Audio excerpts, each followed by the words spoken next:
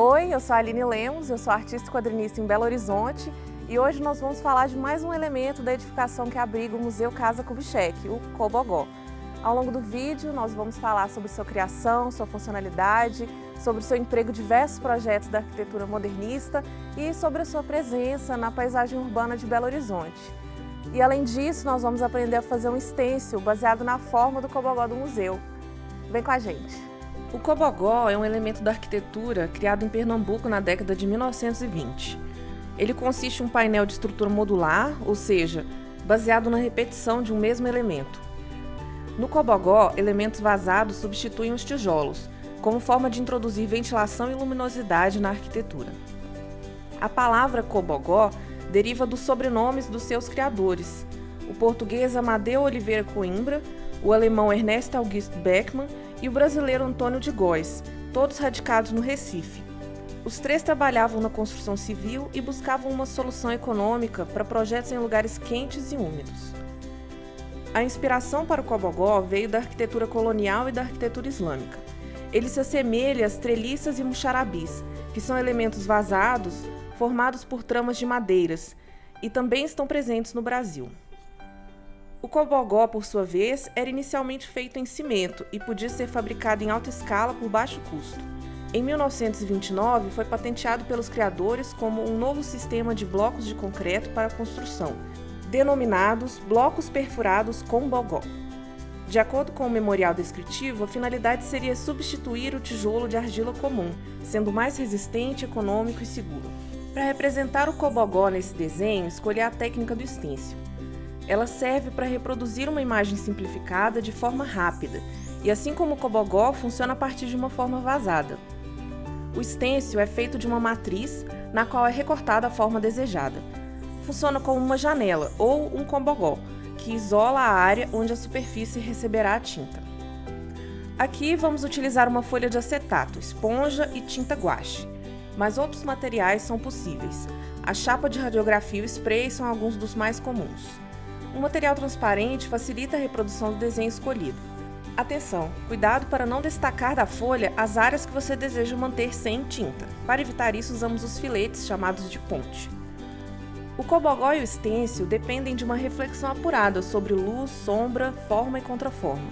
Na construção de ambos, é preciso decidir o que é sólido e o que queremos deixar atravessar, seja a tinta e o spray ou a luz e a iluminação. E principalmente a forma precisa se sustentar visual e fisicamente. Aí sim podemos reproduzi-la o quanto for necessário. Os blocos se tornaram extremamente populares nas obras de construção civil ao longo do século XX. Além de serem apreciados por sua funcionalidade, passaram também a fazer parte de um senso estético. Um grande marco na disseminação do Cobogó foi a sua utilização na construção da Caixa d'Água de Olinda, um ícone da arquitetura moderna brasileira. Planejada em 1934 pelo arquiteto urbanista e modernista Luiz Nunes, a construção tem 20 metros de altura e duas fachadas cobertas de cobogós, que dão permeabilidade à estrutura monolítica do prédio e fornecem uma vista privilegiada da cidade. Nunes não foi o único modernista a incorporar o cobogó. De fato, o movimento modernista abraçou amplamente a sua utilização nos anos 1950, o que contribuiu para sua difusão e até mesmo glamorização. Em linhas gerais, sua utilização atendia a dois critérios fundamentais. Primeiramente, trata-se de um elemento funcional, replicável e passível de adaptação a diferentes projetos. Em contraposição, fazer artesanal possibilitava construir com materiais que poderiam ser fabricados massivamente, com maior precisão e menor custo. Em segundo lugar, o recurso ao Cobogó evidenciava também a busca dos modernistas brasileiros por elementos relacionados à nossa ancestralidade. O Cobogó era, desta forma, tida como um elemento genuinamente brasileiro, associado ao nosso passado colonial, mas ao mesmo tempo identificado com um novo jeito de construir e morar. Além de Luiz Nunes, Afonso Eduardo Reide, Rino Levi, Jorge Moreira, Oswaldo Arthur Bratic, Marcelo e Milton Roberto, Olavo Redig de Campos, Lúcio Costa, Oscar Niemeyer, entre outros, cada um à sua maneira, também foram grandes nomes da arquitetura modernista, que se utilizaram do Cobogó em suas criações. Reide, por exemplo, na construção de prédios residenciais menores, preconizou a utilização de um material bruto, como o cimento, no lugar da cerâmica. além de atribuir um desenho simples e quadrado ao elemento, diferente dos cobogós empregados por Lúcio Costa no Parque Gimli, que contém formas mais elaboradas e dinâmicas. Oscar Niemeyer empregou o cobogó em muitas de suas obras entre os anos 1930 e 1950. No Conjunto Moderno da Pampulha, ele se faz presente não apenas na residência que hoje abriga o Museu Casa Kubitschek, mas também na Casa do Baile.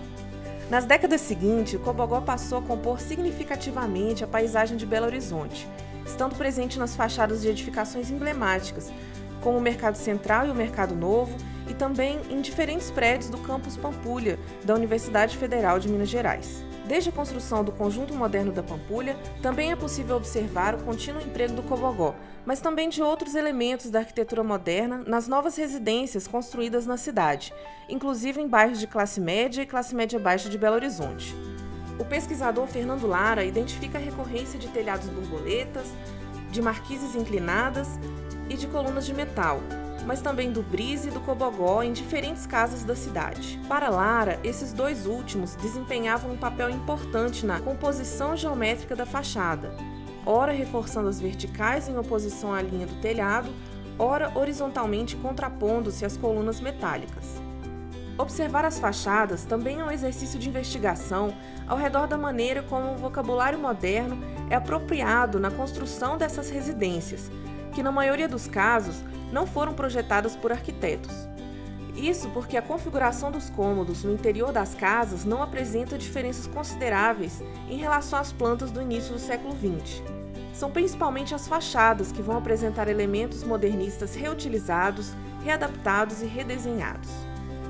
De toda forma, esse fenômeno revela as maneiras peculiares e diversas que a arquitetura moderna brasileira foi assimilada pelas classes médias, não se restringindo aos movimentos vanguardistas, aos edifícios públicos e às residências de elites econômicas.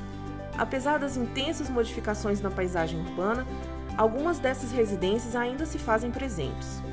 O cobogó do Museu Casa Kubitschek está situado na área posterior do terreno, logo após o Jardim de Canga. Ele é composto por um total de 560 peças cerâmicas vitrificadas e de cor amarela, divididas em 7 blocos, cada um formado por 80 peças, dispostas ao longo de uma mureta com cerca de 20,5 metros de comprimento e 1,73 m de altura.